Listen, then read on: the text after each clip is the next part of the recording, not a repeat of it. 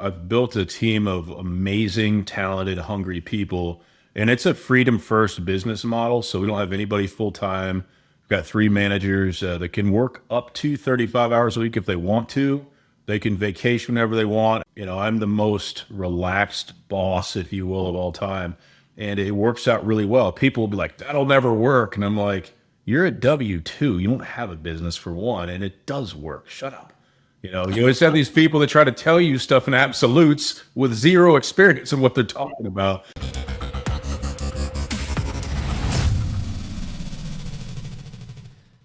Well, hey, everybody. Welcome to another episode of Own the Exit. I'm your co-host, Caleb. This is Aaron here, your co-host. Thanks for joining us today. Yeah, we're really excited about the guests that we have in studio today chatting with. This is Jason Wright, who's built a company, a marketing firm called Intentionally Inspirational. Man, Jason, thank you so much for joining us. Thanks, Jason. No problem. Thanks for having me, guys. I love doing this stuff.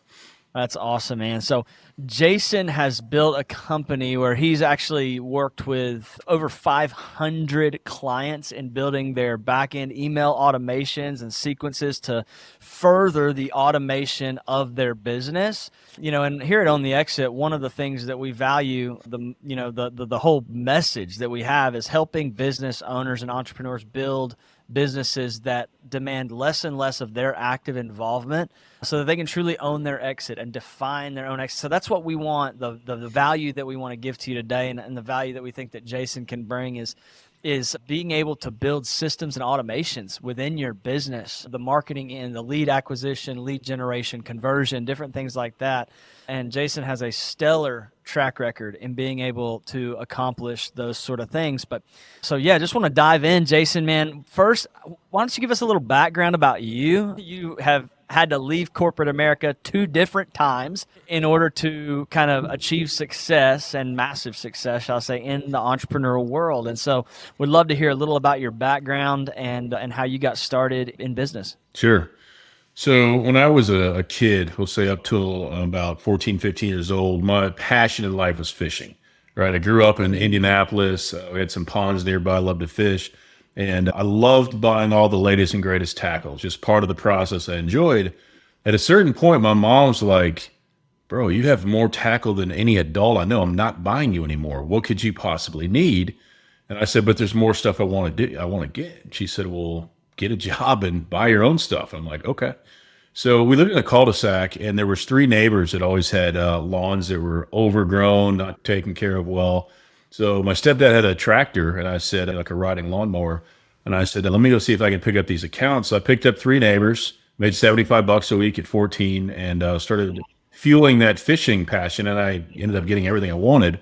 Had no bills or anything back then, but I got that taste of what getting off your ass and working can do for you, right? So never forgot that. My parents were big on, go to college, and then never talked about entrepreneurship.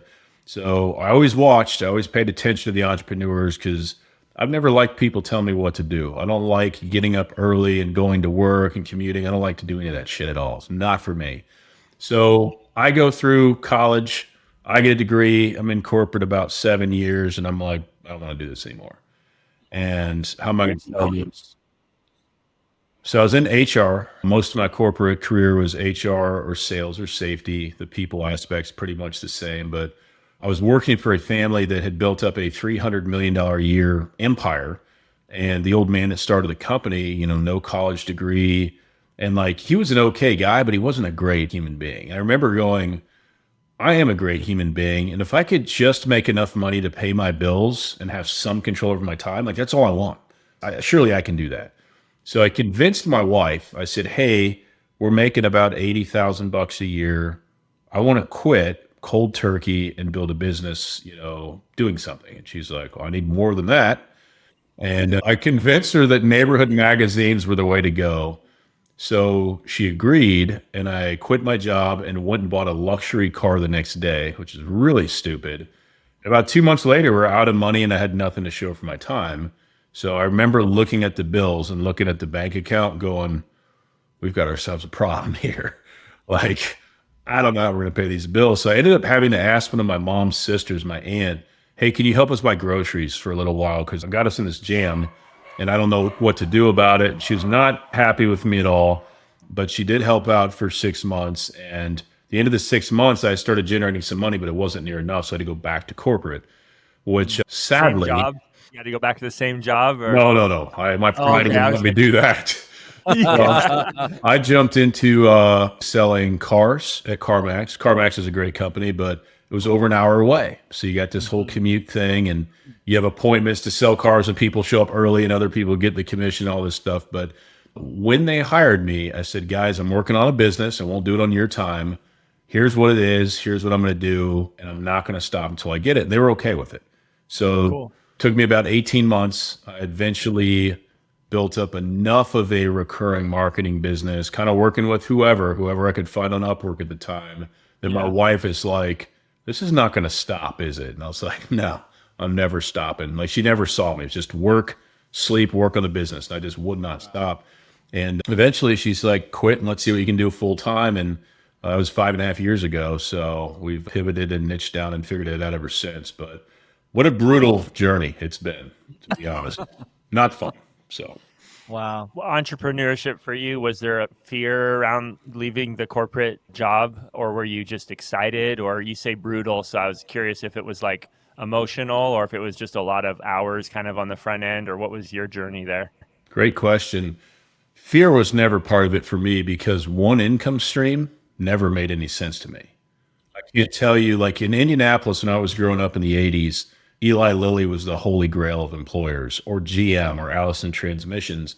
And I would see these people who'd go work for these companies, these great companies, 30 years and then get laid off or fired, right? And then lose everything. And I was like, how's that a good deal?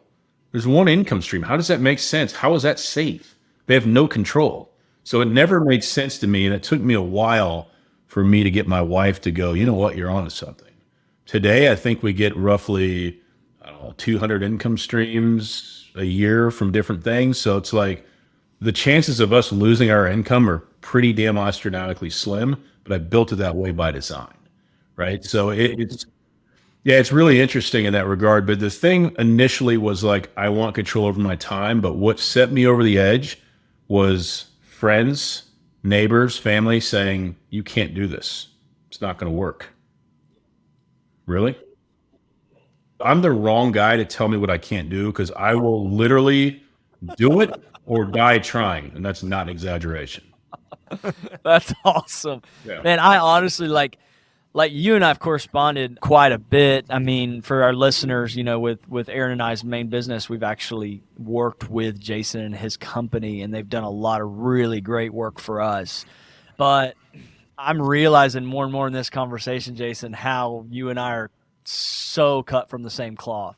I mean, one of my favorite hobbies is fly fishing, right? You talked about, fishing, you know, literally my first business I started at 11 years old was a landscaping company, mowing people's lawns, doing stuff like that. Literally, I built that business till age 26. Yep. My bread and butter for, my early entrepreneur business ownership. And so, yeah, man. So knowing that kind of motivation of tell me I can't do it and I'll prove you wrong. Like, what are some ways that has come back to bite you? Because I got a couple of those moments where it's come back to bite me. Has that ever come back to bite you? Yeah, I mean, there was being real vulnerable here, and you guys were like, whoa, didn't know this was coming. But the journey of building this and me not having an off switch strained my marriage badly, right? Strained my marriage to the point where my wife's like, if I felt like I had another option, I'd be out of here right now. I'm done. This is crazy. You're a maniac. And I was like, I hear you, and I'm still not stopping. That's not because I don't love my wife, but I don't have an effing off switch when I put my mind to something. So in my mind, accomplish it or die trying. That's the way I'm wired, right? Is she leaving now? Nah. Life's good now, but the beauty is she went through hell to get to the good stuff. But the first 2.5 years was horrific because I couldn't pay bills and I was putting in so much time for so little output that I couldn't justify it. I just said, so you're gonna have to trust me. Well, what are we trying to do? I don't know yet. I'm working on it. Like, I wouldn't want to hear that shit from somebody. I'd be like, that's not enough. I need a plan, but I didn't have a plan. I couldn't articulate it, So what was the one thing that sort of turned that around, that brought the breakthrough, the clarity, that kind of thing? Was there an event? Was there a moment? What was it that turned that around and brought the clarity and the breakthrough? For me, like I used to think in marketing, I used to think the big money was the agency model, right? Get people on this high ticket monthly thing. But the problem with agencies is after about 3 months, as they should be, clients are questioning heavily that investment every month. Well, what are we getting this month to make sure that's making sense? And it becomes this high turnover type of business. I was doing Facebook ads and that type of thing for clients. And one thing I started to see this trend was broke clients are the worst people I can ever work with, right? If somebody's like, if these ads don't work, my marriage and my business are over. I don't want that on me. Like I don't want to have that conversation ever. So if I'm working with clients that have money, then it can be focused more on whatever we're doing. So when I figured out that broke clients are a horrible fit for me, that was a big breakthrough. And the way you get broke clients away is raise your goddamn prices. Price point is the best way to filter out broke people. And I have nothing against broke people. I used to be one. I'm not one now, but they're a horrible group of people to work with in my experience. Hey guys, I want to invest with you, but I don't have any money. Is that a problem? Yeah. Exactly. Yeah, no, it's what, in our investment firm, like we have pretty strict minimum investments. And one of the reasons is folks who don't have, 50K or 100K to invest, if we brought it down to 10, they're just going to create a ton more work. Yeah. Because they're going to be constantly worried about that 10,000. Yep. Where it's not heartless. Like we care about those people and we want to help them as much as we can, right? Yeah. But there just comes a line where you have to make a business decision. So Yep. yeah. Your journey there too kind of resonates with me. Just, started a business before, a couple of businesses, and just, it's so vague kind of at the beginning. So being married and everything, my wife, she had a rough time with some of that at the beginning because I knew that it would be successful, I guess, inside, right? Like as entrepreneurs, we have that kind of inner voice that says that we'll be successful, but I don't know how or when. Yeah. Yeah. The timeline is unknown. Yeah, and then it's hard when you're not wired that way too. Your spouse. It's kind of something to navigate through as entrepreneurs. I still struggle with that too. I have kids now too, and trying to separate out, business and family life and work. Because just turning it off, right? Like, what do you do now to turn on that? You said you don't have an off switch, but now that you've kind of got to a place where you are successful in business and have those revenue streams, how do you navigate that now? I've built a team of amazing, talented, hungry people, and it's a freedom first business model. So we don't have anybody full time. We've got 3 managers that can work up to 35 hours a week if they want to. They can vacation whenever they want. It's not paid. They do whatever they want. Their wives, their mothers. So we all live our lives. And, I'm the most relaxed boss, if you will, of all time. And it works out really well. People will be like, that'll never work. And I'm like, you're a W-2. You don't have a business for one, and it does work. Shut up. You always have these people that try to tell you stuff in absolutes with zero experience in what they're talking about. So, these days, we just moved from Indiana down to coastal Georgia, and I've become obsessed with the coastal fishing here. I've bought 4 fishing combos in the last week, bought a new truck, bought all this gear for surf fishing, and it's just really exciting. Got a big old pond out back and big bass in it, but it's like, between moving down here from Indiana, it took us about 3 months total, and getting settled. Like there's been some like 3-day periods where I haven't worked at all, but guess what? The business still moves forward. It makes sales, clients get answers, it gets fulfillment because I built a team around me. So you cannot scale any business by yourself. It just can't be done. So, and it doesn't happen overnight, but you surround yourself with great people that would take a bullet for you and vice versa, so to speak. And it's a beautiful thing for everybody.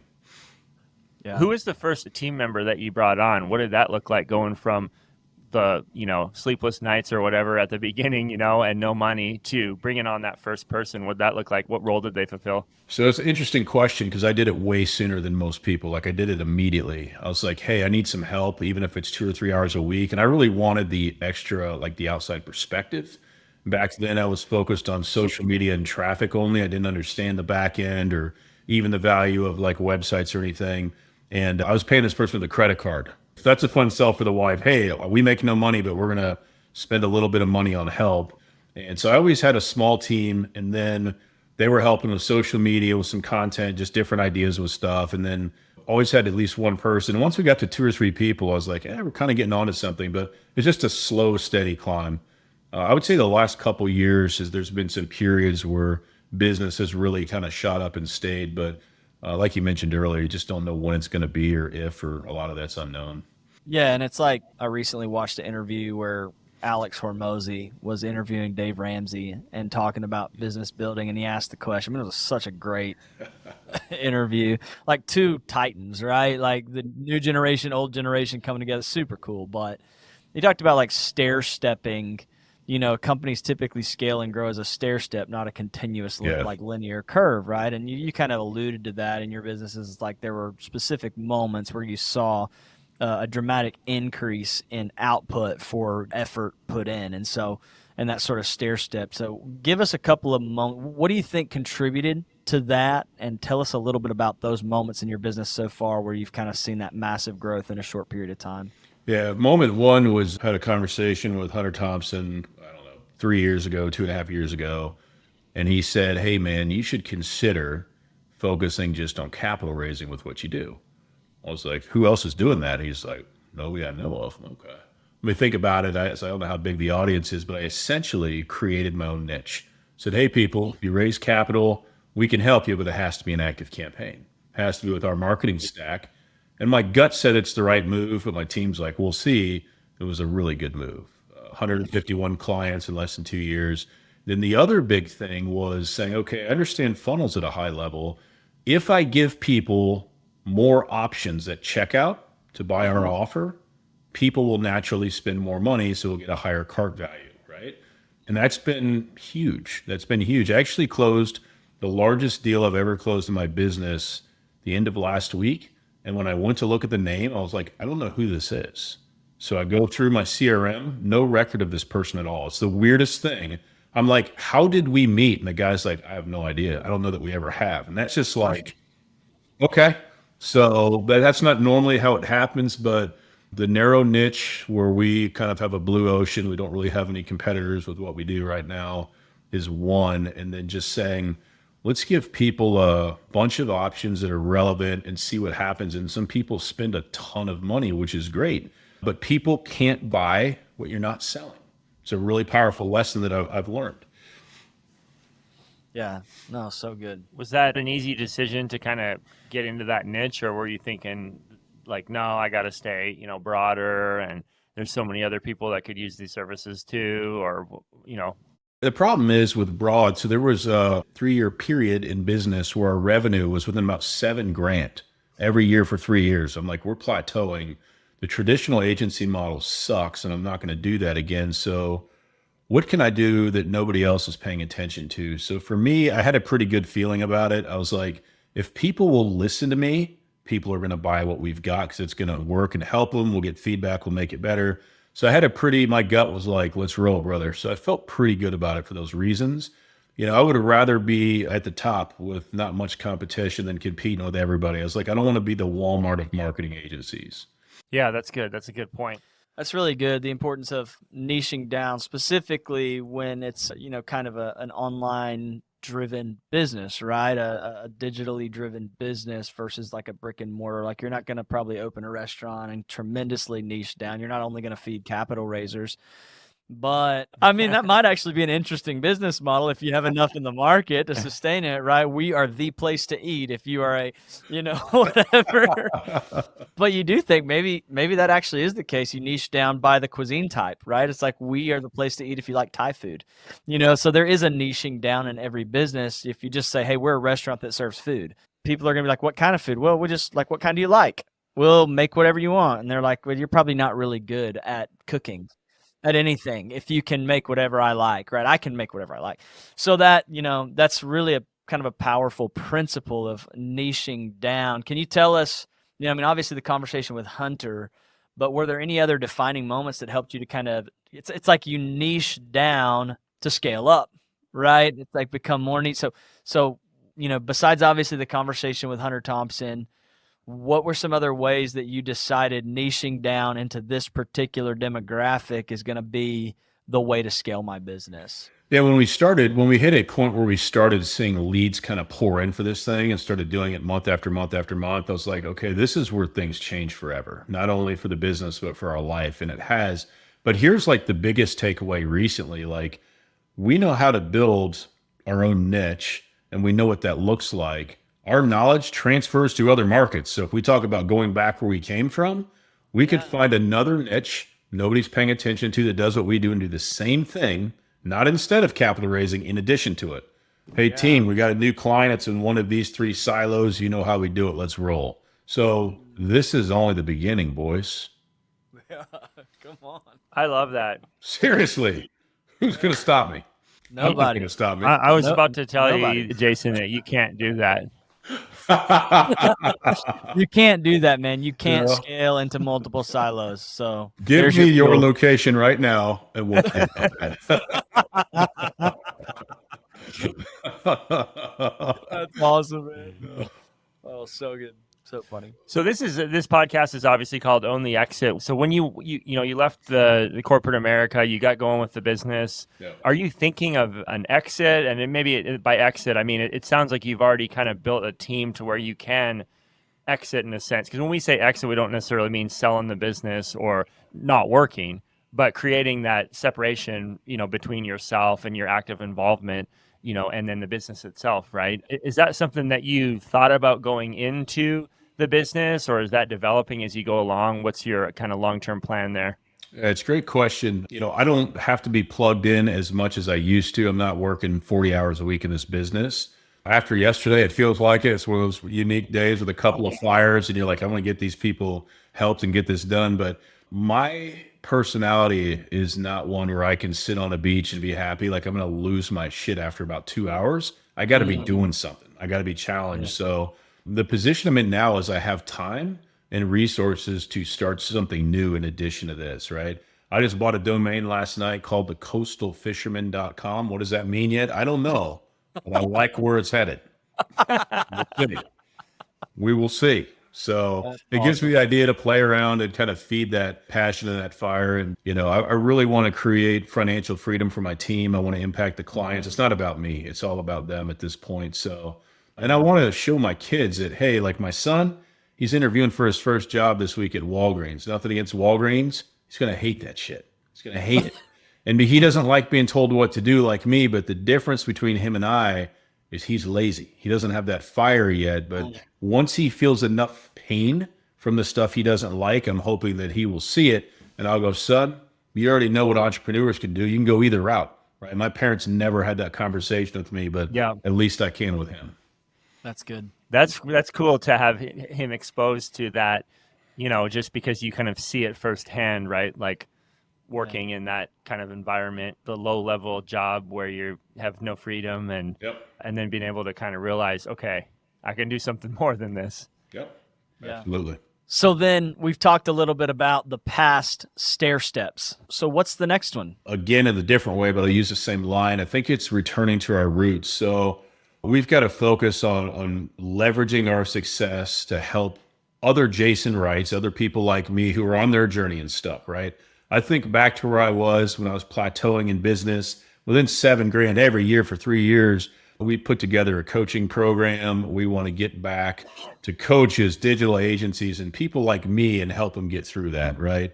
It's community, it's sales and marketing, it's building an offer, it's the automation, it's building a virtual team, all the things we've done and doing it our way. So that's the next big itch I want to scratch. And it's unbelievably important to my soul that we do that. Yeah. So being able to partner with other because you created for yourself a big fish in a small pond kind of situation where you are the guy, that helps, capital raiser companies and capital firms and funds and different things like that raise capital better by leveraging online. So now it's like, okay, how do you create other big fish in their pond? Is that kind of what I'm hearing? Yeah, that's a really big piece to it. If everybody could have the opportunity, whatever their business is, to create their own niche and murder that niche at a high level, the experience is beyond your wildest dreams. It's really cool. And a lot of things you may be stressed about now go away because you can just focus on what you're doing and make it better. So for those of our listeners that are kind of maybe in that process, or maybe they're inspired by this episode to say, you know what, I really need to niche down in my business. You really need to niche down into my kind of target dream client, create an avatar for my target dream client, be far less broad. How can they get connected with you for you to help them with that process? Yeah, intentionallyinspirational.com is the best place to go. Upper right-hand corner of the screen, there's a work with us drop down. There's some options in there, but jump on a call and talk about it, and you can do all that from there. Come on. That's awesome. Yep. Great. Man, thank you so much. We're at the point in the episode where we are going to jump into the exit round. All right, Jason, we ask all of our guests the same 5 questions, call it the exit round. And we're an entrepreneurship podcast, and we're a pretty good one, I think, actually. And so we want to be cool, though. We started by wanting to be trendy, and we decided we'd ask at least one of the same questions that everybody asks, and that is, what is your all-time favorite business book and why? Think and Grow Rich. It got me thinking in a different way. It had me going, all right, a lot of this stuff is resonating with what I thought. I'm not the only one thinking this way. This is really cool. So I like it a lot. It's been a long time since I've read it, but I probably due for a reread for sure. Nice. That's a classic, man. That's a classic. Napoleon Hill. Love it. Yep. Number 2, we ask this to everybody because we're all trying to create passive income here. What percentage of your income would you say is passive versus active involvement? 20-25% passive. Awesome, man. Cool. That's impressive. If you were to go back in time to that Jason that was 7 years into the HR job and decided he wanted to jump out and start his own business, Yep. what advice would you give him about how to build a business? Yeah, that's a great question because I've thought about this a lot. I'd say, dude, you need to start a side hustle that makes consistent money before you do anything with your day job. Jumping sooner is stupid. And you're just being impatient. You're stubborn. I'm going to stop talking now because you're going to kick my ass because you're younger. That's a good one. Really funny. But that's an interesting perspective, though, of having that, because you got that safety net and you don't have to go groveling back to corporate America again the second time. Dude, the haters love that too. They're like, see, we told you. Not good enough. It wasn't going to work. And I was like, I'll be back. You wait and see. Yeah. What's one thing that you wish that you could do more of, but your business commitments hold you back from doing that? I'll be honest with you guys. I don't want to sound like a jerk, but I feel like I do whatever I want. So if I want to, take off the rest of the week and fish, who's going to stop me? Clear the calendar. Let's go fish. So I feel like we've built a freedom first business. Everything can be rescheduled or pushed. So that's my answer. I love that, dude, because that's what every entrepreneur wants, and very few entrepreneurs ever get there. That's why we created the show, man, is because we want to help entrepreneurs actually achieve the goal that they set out to achieve. And it's not to build a massive business, it's to build freedom. Yep. It's And I'm telling you guys, whoever's not experiencing freedom yet, keep going because it is so worth it when you get there. It is better than your wildest dreams tell you it is. It's amazing. Mm-hmm. Yeah. That's really good. What's your strategy, and I think you may have touched on this already, for creating time freedom and just financial freedom for yourself kind of going forward long term? Give our listeners 1 or 2 kind of strategic tips, things that they can do. Yeah, so building the passive income, in my world, most of my passive income is affiliate marketing. So what I've done is I've built an offer and said, hey, to work with us in this offer, you have to sign up for these programs, which we use, but that generates affiliate income for us. So always growing that and diversifying that is a big part of my plan. It's just smart, right? Different segments of industry and business can ebb and flow, but the more diverse, the more income streams you can get, even if they're tiny, even if it's $3 a month, don't put your nose up to it. It all adds up, I promise. Yeah. This is kind of a follow-up last question because I was really intrigued by this and I never asked. You said, like, you exiled from the belief that one income was a good idea a long, long time ago. Yeah. And you said over a given year, you maybe have 200 different streams of income. Yep. Like, That's a lot to manage. is that a lot to, like, is it a lot to manage? Or Is does what it I just was going to It ask. just comes in. No, not at all. So a lot of it's monthly, some of it's annual renewals. It's different marketing programs we use. So that stuff adds up. Yeah, I'm 42, and I was thinking about this yesterday. Like, how many streams are going to be when I'm 55? It's going to be, real estate will be in there as well. There'll be, whatever else I got going on. So I'm never going to stop growing it. But literally, if you are a W-2 only, whoever's watching or listening, that you have no control over if that stops tomorrow. You have zero control. Yeah. How does that make sense? That's a question that everybody should be asking themselves. Find another stream of income. It doesn't have to be big. Just get started somewhere and you'll see things that work for your life and your business. So Yeah. That's funny because so many people, they think the opposite, they're just like, well, I want the security of this job. there's no security. You've been lied I to. know. It doesn't make any sense. Run Yeah. that by the logic test for me, friends. It doesn't make any sense. That's like saying, I'm going to send you into battle and I'm going to give you one bullet and a single shot gun.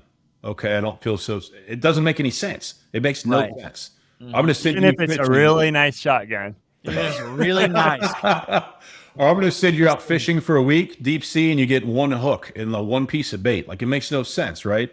Right. So forget what you've been told. Sit back and just ask yourself, does this make any sense? So what I'm doing right there is I'm running it by what I call my logic test. It's just that simple. Stuff Yeah. doesn't make sense and people don't agree with you, ignore them and say, Yeah. they're all nuts. It doesn't make sense. Right. It's like the ancient, I think, Chinese proverb, right? It's the journey of 1,000 miles begins with a single step. We have a monthly affiliate offer that pays us 90 cents a month per client. But the good thing about the offer is it's something people will never get rid of. So like it just keeps growing and growing and growing. And eventually it'll be $50 a month, like sweet. And then eventually it'll be 400 or 500 a month. And then it's like, I don't hit a point. I'm like, oh, wow, this stuff happened. For me, it's like, I'm looking at something and I go, oh, wow, this thing I used to worry about, I don't worry about anymore. Oh, when did that happen? Like, it's like you got to look where you come from to notice kind of the wins or notice when things reach that level. But like you said, you got to get started. And it took a long time to make that first affiliate sale. It took years because I was doing it wrong. I was trying to shove it down people's faces instead of doing what I do now. So That's awesome. Well, man, Jason, thank you so much for jumping on. It's Yeah, been thanks, great chatting with you, learning from you. I know that our listeners have got a lot of value from you. Again, to our listeners, if you are trying to build a business, trying to niche down, and you really, I mean, we can't recommend Jason highly enough. He has been a game changer for our company. And so highly recommend at least booking a 20-minute consultation with Jason at intentionallyinspirational.com. It'll be real easy to find a way to get in touch with Jason and talk with him. But yeah, until next time, thank you guys for joining us on the Exit. And Jason, thank you for being our amazing guest today. Yep. for Thanks, having me. everyone, for joining us for another episode of On the Exit, and we'll see you next time.